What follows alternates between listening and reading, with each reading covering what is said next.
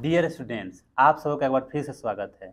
आज की इस वीडियो में मैं आपको क्लास 10th के एक इम्पोर्टेंट टॉपिक ग्राफीय विधि से समीकरण को हल करना सिखाऊंगा।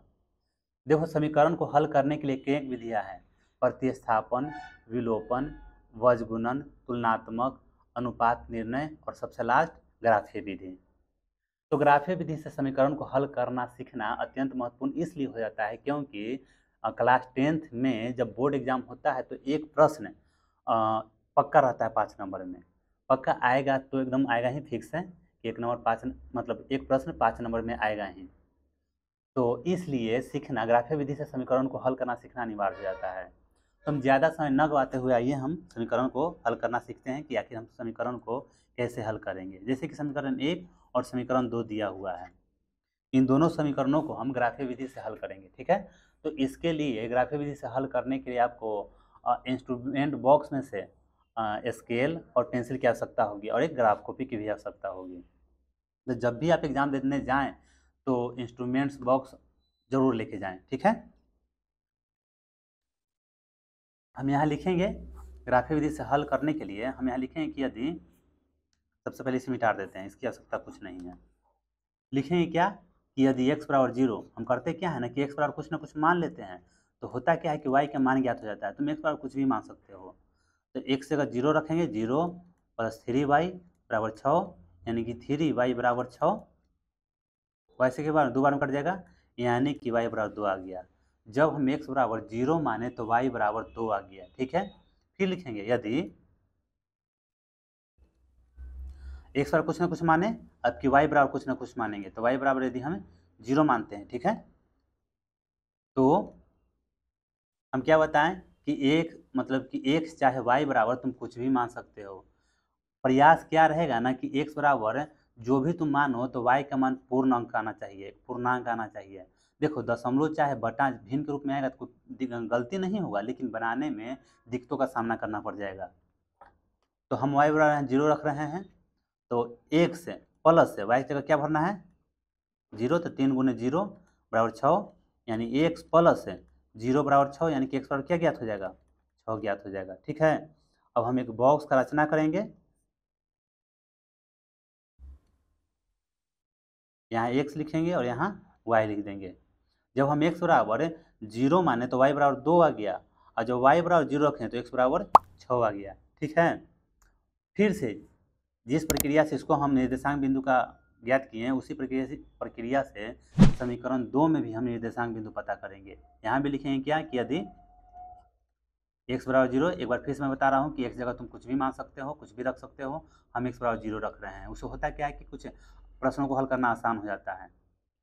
हम x बराबर 0 रखेंगे तो क्या होगा, 2 गुने 0 माइनस 3y बराबर 12। ठीक है, यानी 0 माइनस 3y बराबर 12 आ जाएगा, यानी कि माइनस 3y बराबर 12 लिख सकते हैं, है ना।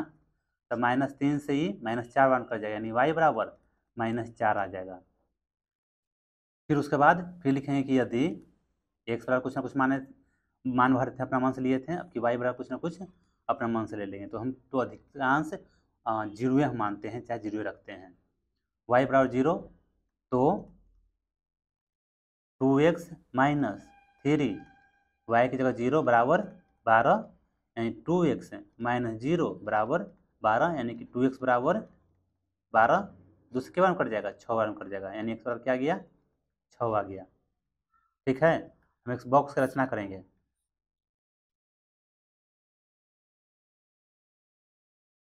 x यहाँ y, x जगह 0 तो y की जगह -4, और y की जगह 0 माने तो x जगह कितना गया, 6 आ गया। ठीक है, अब करेंगे क्या हम, अब करना क्या है हमको कि हम ग्राफ कॉपी लेंगे। अब ग्राफ कॉपी में हम इन जो निर्देशांक बिंदु ज्ञात हुआ है, उन निर्देशांक बिंदु का प्रयोग करके कार्तीय तरह रचना करना है और रेखाएं खींचना है। रेखाएं खींच लेने के बाद हमको हल पता चल जाएगा कि x का मान कितना है और y का मान कितना है। तब आप भी इंस्ट्रूमेंट्स बॉक्स और ग्राफ कॉपी निकाल लें और साथ में हल करें। हम ग्राफ सॉफ्टवेयर मेरे पास है, उसको हम ओपन कर रहे हैं, और दोनों समीकरण हम यहाँ सबसे पहले लिख लेंगे। x प्लस 3y बराबर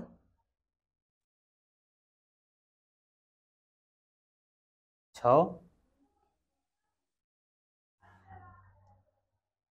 और फिर 2x माइनस 3y बराबर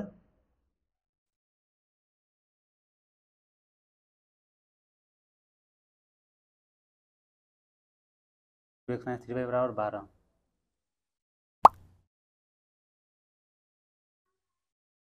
हमने यहाँ पर दोनों समीकरणों का निर्देशांक बिंदु लिख लिया है।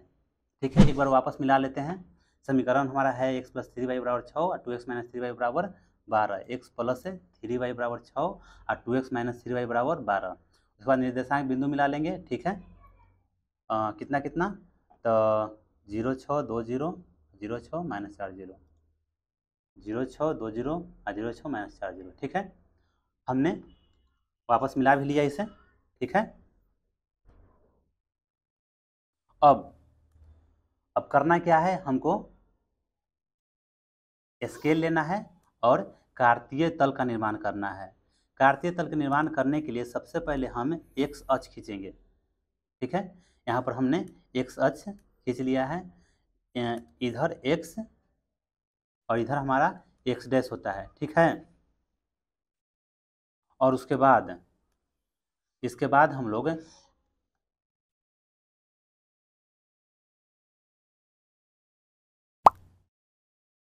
वाई अक्ष खींचेंगे।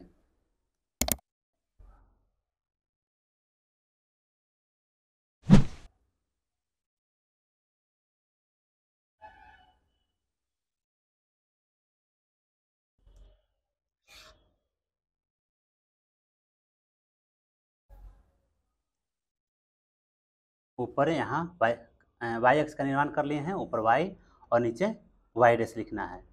अब कार्तीय तल में दाहिना और जो भी निर्देशांक का मान रहता है, यानी एक्स का मान जो भी होता है, वो सभी के सभी धनात्मक होता है।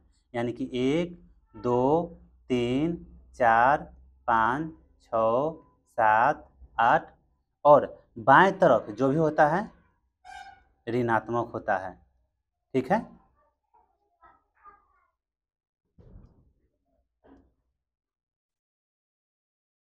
उसके बाद वाई अक्ष में ऊपर की ओर जो भी होता है सब के सब धनात्मक होता है। यानी 1 2 3 4 5 6 7 और यहाँ 8। और क्या बताएं कि नीचे की ओर जो भी रहेगा सारा का सारा ऋणात्मक रहेगा। यानी कि -1 -2 -3 -4 -5 -6 -7। ठीक है, अब इसके बाद स्केल को इधर करते हैं। जो भी निर्देशांक बिंदु दिया हुआ है उसको हम दर्शाना शुरू करेंगे। सबसे पहले x के मान 0 है तो y का मान कितना है, 2 है। x के मान, यहाँ देखो, यहाँ x भी 0 और y भी 0 होता है। x के मान 0 तो y का मान तुम्हारा कितना हो जाएगा, 2 हो जाएगा। ठीक है, उसके बाद x का मान तुम्हारा 6 है और y का मान 0 है तो निर्देशांक कहाँ आएगा, यहाँ पर आएगा। ठीक है, और हम करेंगे क्या कि दोनों निर्देशांक बिंदु को मिलाते हुए,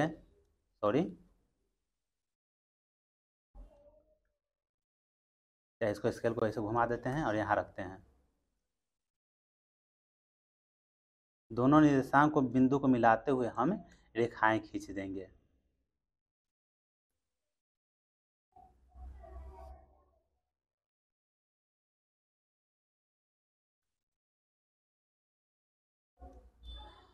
अब यहाँ निर्देशांक का नाम लिखेंगे क्या कि मतलब समीकरण जो रेखा खींचे हम उस रेखा का नाम धर देंगे x प्लस 3y बराबर 6 और जो भी निर्देशांक बिंदु है उसको हम दर्शा देंगे 0,2 और यहाँ पर क्या है 6,0 है।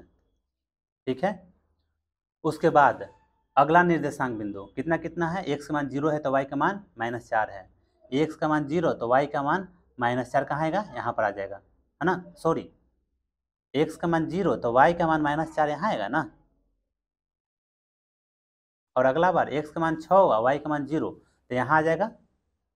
फिर हम स्केल लेंगे और स्केल से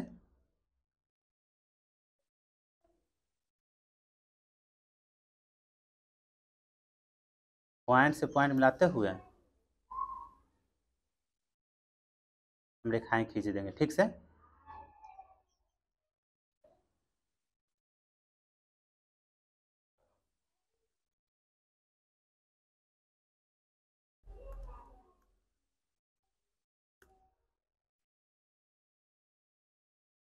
इसका भी नाम धर देंगे क्या है, तो 2x माइनस 3y बराबर 12।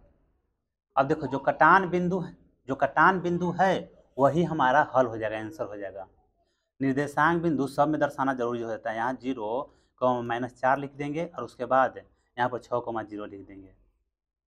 ठीक है, तो यहाँ पर बाकी क्या रह गया, हल लिखना बाकी रह गया। हल बराबर, हल में x बराबर 6, x देखो पहले x रहता है फिर उसके बाद y रहता है। इसको भुज भी कहा जाता है, x के मान को भुज कहा जाता है, y के मान को कोटि कहा जाता है। तो x बराबर 6 और y बराबर 0 तुम्हारा आंसर हो गया। तो हमने फाइनली जो प्रश्न हमारा था उस प्रश्न को ग्राफीय विधि से हल कर लिया है। एक बार मेथड को ना होगा तो तुम इसको दोबारा देख लेना और इस प्रकार से ग्राफ का रचना कर लेना। हम समझाने में थोड़ा सा दिक्कतों का सामना करना पड़ गया है हमको। ये हमारा पता नहीं 20वां या 25वां टेक होगा, शायद 2500 टेक से ऊपर ले चुके हैं। और कभी आवाज़ के कारण, तो कभी किसी के डिस्टर्बेंस, कोई ना कोई आ जाने के कारण, कभी कॉल आ जाने के कारण बार बार वीडियो डिस्टर्ब हो रहा था। हम कर क्या रहे थे कि आधा शूट कर 10 मिनट शूट कर रहे थे और उसके बाद हमको दोबारा शूट करना पड़ जा रहा था। लेकिन फाइनली सबसे अंत में वीडियो फाइनली शूट हो गया और मैंने सब बहुत अच्छी तरह से समझाने का प्रयास किया हूँ।